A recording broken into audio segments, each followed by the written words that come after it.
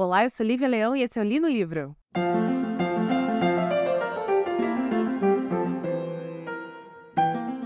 Sejam muito bem-vindos à segunda parte do especial Na Ponta dos Dedos, livro de Sarah Walters, que conta a história de duas meninas órfãs que seus caminhos vão se cruzar e vai ter muito golpe, vai ter muita surpresa, muito plot twist essa história ainda.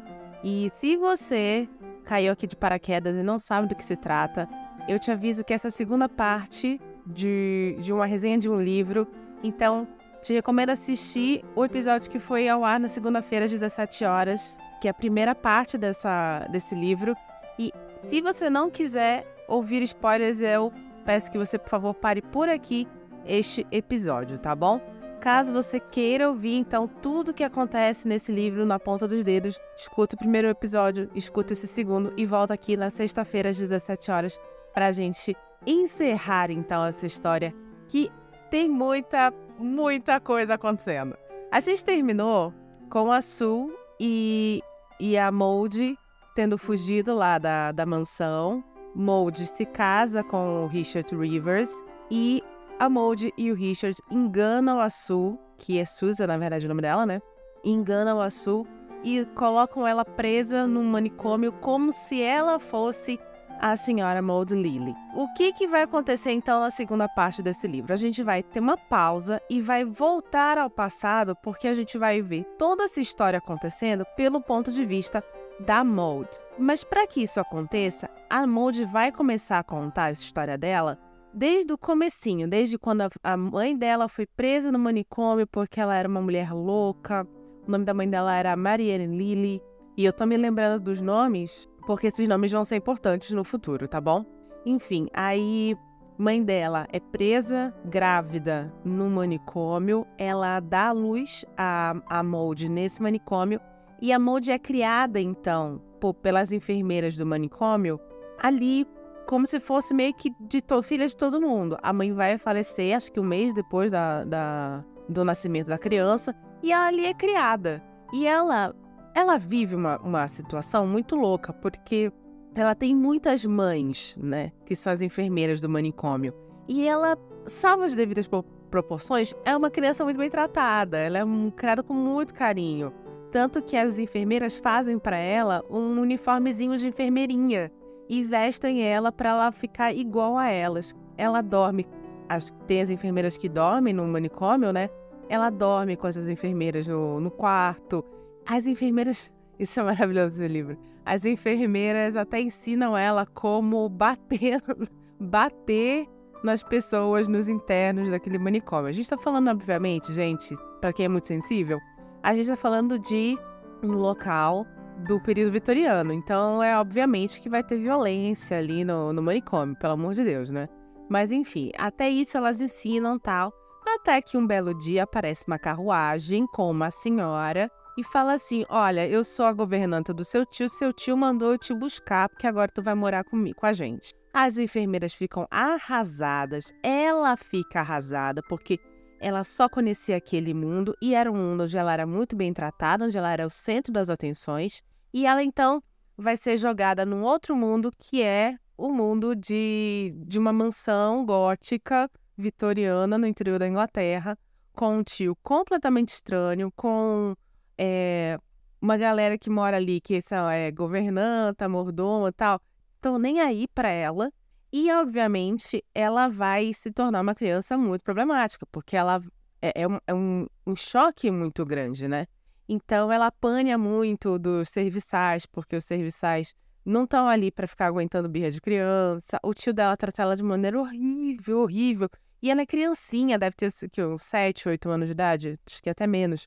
E ela vai, então, ser moldada a muita pancada e humilhação por essas pessoas. E ela vai ser moldada a quê? Aqui a gente tem a primeira grande revelação desse livro. Quando você conhece o tio dela na primeira parte da história, você sabe que ele é um homem que coleciona livros, que é um grande intelectual, que recebe pessoas, ou outros homens na casa dele, para conversar sobre esses livros que ele coleciona e tal. Nessa segunda parte, você sabe do que se trata esses livros. Esses livros são livros pornográficos, tá? São livros que vão, tipo assim, nível Kama Sutra, tá? São livros que vão ali falar sobre pornografia e tal. Então, qual é o grande lance dele? Ele coleciona esses livros, ele vai buscar esses livros, que naquela época não eram tão difundidos. Aliás, tem uma cena muito legal em que ele recebe outros cavaleiros na sua casa e eles ficam conversando sobre esses textos pornográficos e tal. E um desses cavaleiros tem uma loja e começa a vender fotos pornográficas nessa loja, porque, né, já teve o advento da fotografia. E aí tem um grande embate sobre o que realmente deveria ser a pornografia, o texto ou as fotos. E o tio da Moldy vai sustentar que deveria ser só o texto, porque as fotos são vulgares. E aí, onde é que entra a Moldy em tudo isso? Quando o tio dela manda buscá-la, ele faz, lá no manicômio, ele faz isso, criança, tá? Ele faz isso com uma intenção, torná-la assistente dele para que ela ajude ele a cuidar dos livros, e ele reúne, de tempos em tempos, cavaleiros na sua casa e obriga ela a ler trechos desses livros, desses livros eróticos para esses cavaleiros. Então, assim, ele treina ela como é a entonação correta de voz, que tem que ser uma coisa meio sussurrada. E ela começa a fazer isso desde muito criança. Então, desde muito criança, é uma menina, né, uma garota que está sendo exposta ao mundo erótico, ali de uma maneira super estranha. Até o tio dela não deixa ninguém tocar nela, mas ao mesmo tempo a utiliza como um chamariz para esses homens irem na casa dele. E ele mesmo assim continua tratando ela muito mal, assim, porque para ele ela é um mecanismo dessa pantomima erótica que ele monta na casa dele de tempos em tempos. Ninguém mais sabe na casa, tá? O Richard Rivers sabe porque ele chega na casa através de um desses encontros, um encontro de cavaleiros que estão indo lá para ver esta menina, que agora tem seus 17 anos, sussurrar contos eróticos, uma coisa bizarra, mas o resto do pessoal da casa não sabe. Eles não têm essa noção. E aí, um belo dia, quando o Richard Rivers chega, ele conhece a Moldy, eles meio que se dão muito bem no começo, e ela fala assim, olha, minha vida é bem escrota aqui, tanto que ela faz uma alusão às placas, né? Porque o tio dela coloca pequenas placas de metal nos livros para falar assim, olha, biblioteca fulano de tal, aqui, esse livro pertence a mim. E ela fala que às vezes ela acha que ela tem uma placa dessa grudada no corpo, tal, enfim, aquela coisa da vida muito, muito fechada que ela tem, né? Uma vida sufocante, uma vida que vive a mesma rotina, sem amor, sem carinho, sem nada. Ao contrário, existem muitos momentos que existe um desprezo por parte não só do tio, como do próprio staff da casa para com ela, né? Ela vive com o estigma de que a mãe fora louca, ela vive com o estigma de que ela é exposta muito cedo ao erotismo, e aquela coisa, é uma exposição ao erotismo de uma maneira estranha, porque não é que ela está se descobrindo, se autodescobrindo, não, ela é um objeto para leitura de contos eróticos, então ela tem contato com textos sem nenhum tipo de guia, sem nada. É horrível a situação, horrível. E aí o Richard vira para ela e fala assim, então o que você acha se a gente armar uma situação aqui? Como assim? Ele fala para ela que quando ele foi na casa, ele foi com o objetivo que é o que ele sempre tem, né? O objetivo de seduzir, casar e pegar o dinheiro dela. Mas quando ele chegou lá e viu a situação, ele percebeu que ela não seria uma mulher comum. Então ele propõe que eles fujam, se casem e que ela dê para ele metade de sua fortuna e fique com metade e vá viver essa vida. Ele tenta ela com a liberdade, porque em nenhum momento a conexão dela com o Richard é uma conexão romântica. Ela não se sente atraída por ele. A conexão é puramente disso. Ele tenta ela com a sua liberdade. Particularmente, para mim, já é bem claro que ele vai dar o golpe nela. Gente, o que impediria este homem de ficar com o dinheiro todo? Nada. Ela foi muito ingênua aí. Eu entendo a ingenuidade dela, porque por mais que, mais uma vez, ela esteja sendo exposta a conteúdo adulto desde muito cedo, ser exposta a conteúdo adulto ferra com a sua cabeça e não te dá maturidade. São coisas totalmente diferentes. Então, eu entendo que ela tenha caído nessa. E ela topa, acaba topando, demora um tempo, mas acaba topando. E ele fala assim, olha, eu tenho uma menina lá em Londres que a gente pode usar neste golpe. Como assim? A gente pega essa menina, coloca ela num manicômio como se fosse você, e aí eu fico com metade do seu dinheiro, vou viver minha vida, você fica com a outra metade, vai viver sua vida, e seu tio nunca vai reclamá-la, porque ele vai achar que você está no manicômio ali. E ela fala, beleza, tudo bem. Aqui a gente tem um ponto. Por mais que sim, isso seja uma coisa extremamente cruel, um plano extremamente cruel com a outra pessoa que vai vir ser presa no manicômio, vamos lembrar que na primeira parte, a Sue também topa entrar num golpe onde ele vai casar com uma menina rica e enfurnar ela no manicômio. A diferença é que a Sue, primeiro, ela questiona essa crueldade. Vamos lembrar que na primeira parte do livro, que é contada pela Sue, ela questiona essa crueldade. Porém, ela aceita por 3.000 libras, que não é nem 1/10 da fortuna da Maud. Aqui, a Maud não questiona essa crueldade, mas a gente tem aqui o background de que ela não, durante anos e anos, não recebeu amor, só recebeu crueldade. Então, é uma linguagem que lhe é conhecida.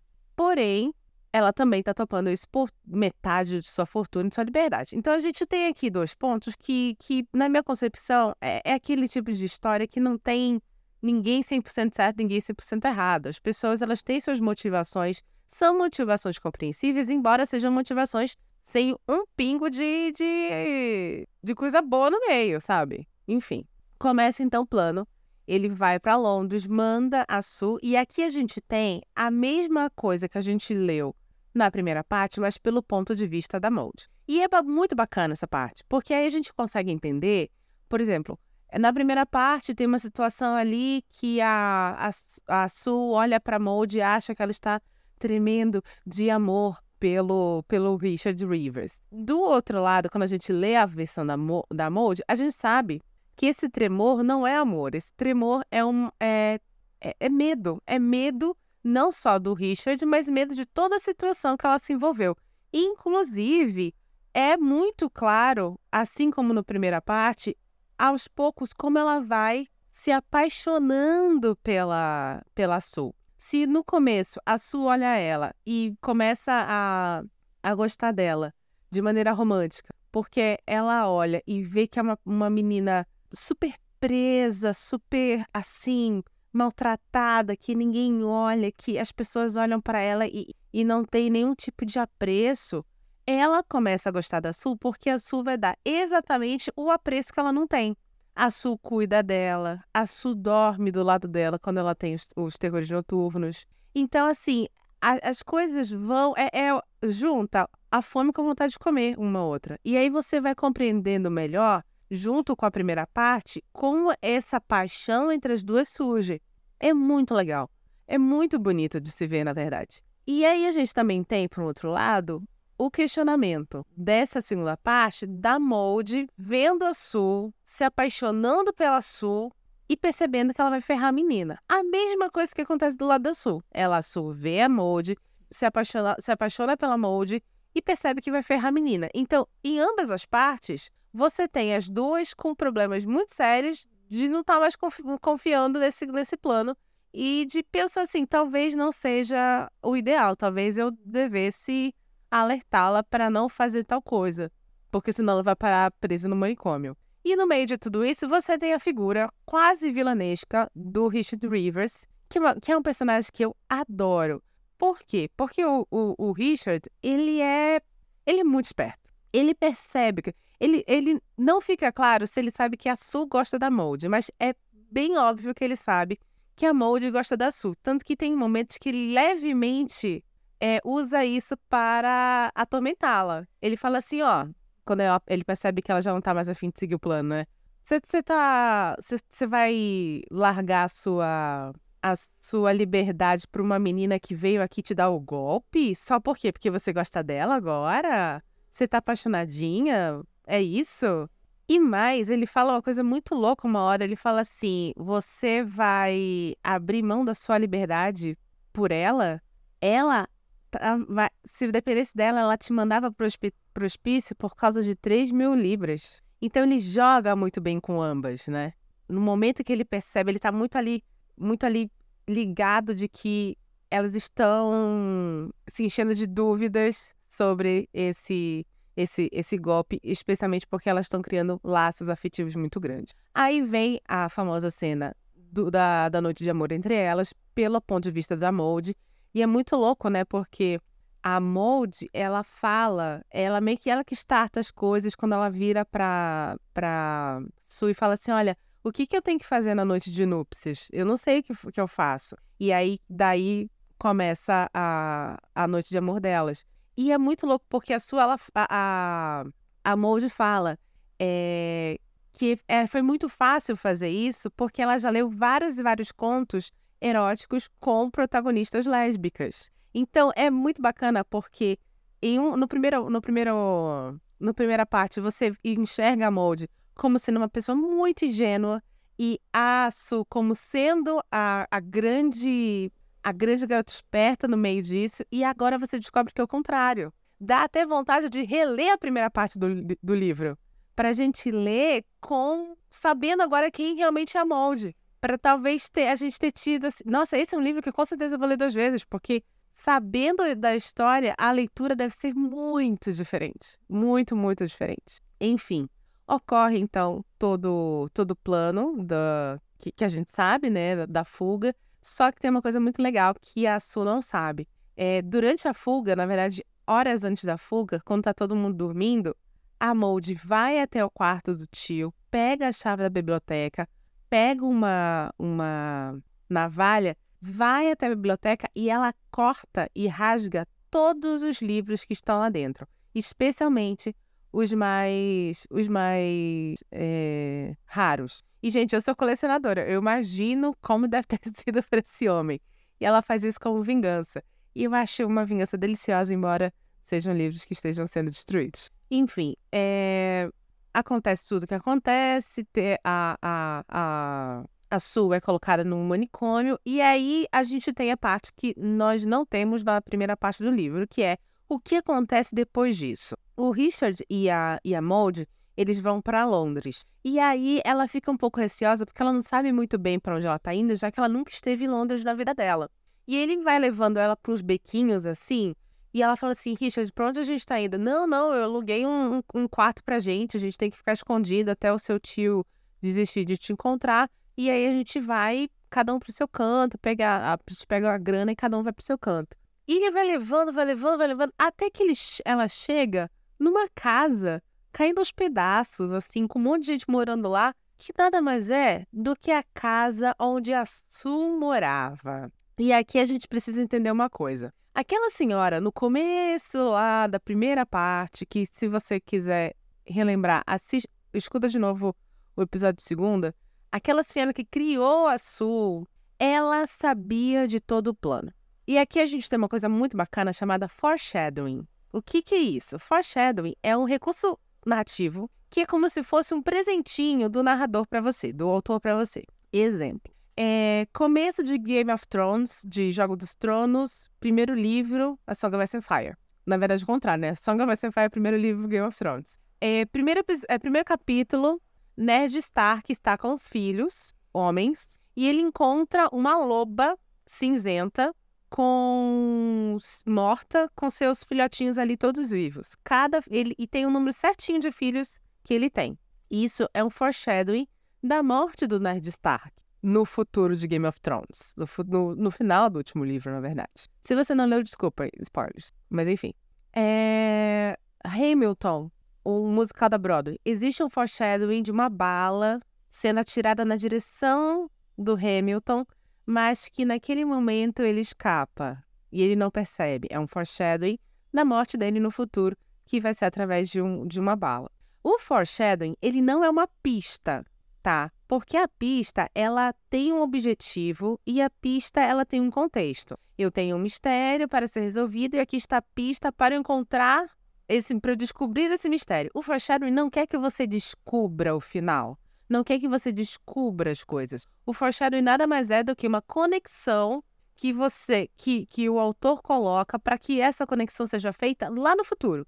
Então, no futuro, eu vou lembrar que em algum momento alguém falou algo sobre isso. E eu vou entender que esse era o plano durante todo o tempo do autor do livro. Que esse era o único caminho para onde a história estava correndo. Qual é o foreshadowing desse livro? Quando o Richard conhece pela primeira vez o tio da Maud e a Maud, ele vira pro tio e fala assim: o que acontece quando eu tenho 2 livros muito raros? Aí o tio fala assim, como assim? Digamos que eu tenho um livro, volume 1, e eu preciso encontrar o volume 2. O volume 2 faz com que o volume 1 seja mais valioso? E o tio fala, sim, quando você encontra o volume 2, os 2 juntos têm um valor maior e o volume 1 acaba sendo mais valioso. E é exatamente isso que vai acontecer. Porque aí a gente, agora, numa sequência muito louca do final dessa parte do livro,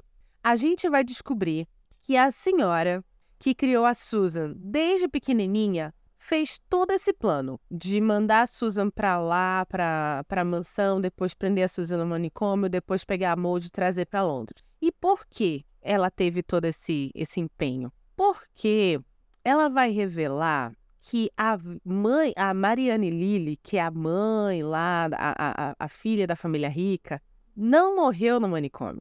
Quer dizer, morreu no manicômio, mas não teve a filha no manicômio. Ela engravidou de um homem, fugiu da mansão, foi parar lá na casa dessa senhora, porque vamos lembrar que é uma senhora que cuida de bebês, né? E aí ela falou assim, eu não consegui abortar porque tá muito adiantada, então eu queria ter o filho aqui e depois eu vou fugir, porque o meu pai e meu tio, meu pai e o meu irmão são pessoas horrorosas e eu quero pegar minha filha e fugir. E aí, nisso, ela tem o bebê lá, só que o pai e o irmão encontram ela. E aí, quando encontram ela fala assim, meu Deus, agora eu não vou conseguir fugir e tal. Aí ela fala assim, e se você pegar uma outra criança e dar para o meu irmão e o meu pai como se fosse minha filha? E enquanto isso, você cuida da minha filha aqui. E aí é quando você entende, senhoras e senhores, que a verdadeira herdeira da família Lily é a Sue, que está ali no manicômio, presa. É maravilhoso esse livro. O que acontece? Quando a Marianne Lily, que é a mãe, fala para a senhora que cuida dos bebês, pergunta assim, dá para fazer isso? Dá para mandar uma outra criança no lugar da minha filha? Porque no momento que essa criança entrar naquela mansão, vai ser como se fosse um túmulo para ela. Ela pega um bebê ali, entrega pro pai e pro irmão da Marianne. A Marianne é levada com eles e eles colocam ela no hospício. Então, essa parte da história que contaram para Maud realmente é real. E quem fica? E a Susan, que é a verdadeira filha da Marianne, fica com esta senhora. E aí a Marianne deixa uma carta escrita e selada para que quando essas meninas fizessem 18 anos, elas então recebessem a herança da Marianne, todo o dinheiro, e fosse dividido em 2, por 2. E qual é o plano desta senhora? Uma senhora tão boa, né, que cuida de criança. O plano é ficar com o dinheiro inteiro para ela. Então, ela recruta o Richard, ela encontra o tio da Maud e a Maud, que não é a verdadeira herdeira. Enquanto isso, ela tá criando a Susan. E aí, o que ela faz? Ela fala pro Richard, casa com ela, traz ela pra cá, a gente vai ficar com todo o dinheiro dela, a gente pega a Susan, interna ela num hospício, fica com todo o dinheiro da Susan também, e pronto, ficamos com o nosso dinheiro aqui, com a totalidade desta herança. E este é o grande plot twist cada parte tem um plot twist nesse livro, impressionante. Este é o grande plot twist dessa parte, que na verdade houve uma troca, mas foi uma troca feita lá no passado. E a Susan é a verdadeira herdeira dos Lily. Quando a Maud descobre isso, ela tem um surto, obviamente. Ela começa a rir, enlouquecida, tem um surto. Ela no começo não acredita, depois acredita. E aí ainda a senhorinha ainda fala assim pra ela, olha, mas não se preocupa, eu vou ficar rica com teu dinheiro, mas vamos fazer o seguinte, você vira minha dama de companhia. Já que você foi criada como uma dama, vamos aproveitar isso, né? E termina, então, esta parte desse jeito, com você descobrindo que, na verdade, a filha da Marianne Lily, que é a senhorita Lily, que é a grande herdeira, é a Sue, que está presa num manicômio neste exato momento. Enquanto isso, Maud está presa lá com os ladrões que, diferente da Susan, não tem tanto apreço por ela, então tratam ela muito mal. E outra coisa, não fica claro se eles sabem, tá? Se essa galera sabe do que a senhora lá que cuida dos bebês aprontou. Aparentemente, eles não sabem. Aparentemente, só quem sabe do plano todo de internar a Sue no manicômio e roubar o dinheiro das duas é o Richard Rivers, óbvio, e a senhorinha lá que cuida dos bebês. E aqui eu encerro a segunda parte deste livro, Na Ponta dos Dedos. Se você quer, então, o último episódio deste especial vai ao ar agora, na sexta-feira, às 17 horas. Fique ligado. Ativa, sei lá, eu não sei, tem agregador de podcast que você pode ativar, né? Notificação para saber quando chegou o episódio. Se o seu tiver, por favor, faça isso para você não perder a grande conclusão. Que já tô sabendo, já me falaram que vai vir plot twist também, tá? Então, assim, façam isso. Ativem a notificação, assinem o podcast, por favor, dê 5 estrelas quando você puder avaliar esse podcast. Indique para os seus amigos. Nós estamos nos principais agregadores gratuitos, agregadores pagos. Estamos aqui também toda segunda-feira às 17 horas. De vez em quando temos uns episódios especiais às quintas, às 17 horas. Porém, esta semana é uma semana mais do que especial, então sexta-feira estaremos juntos também, tá bom? Meu nome é Lívia Leão e esse foi o Li no Livro.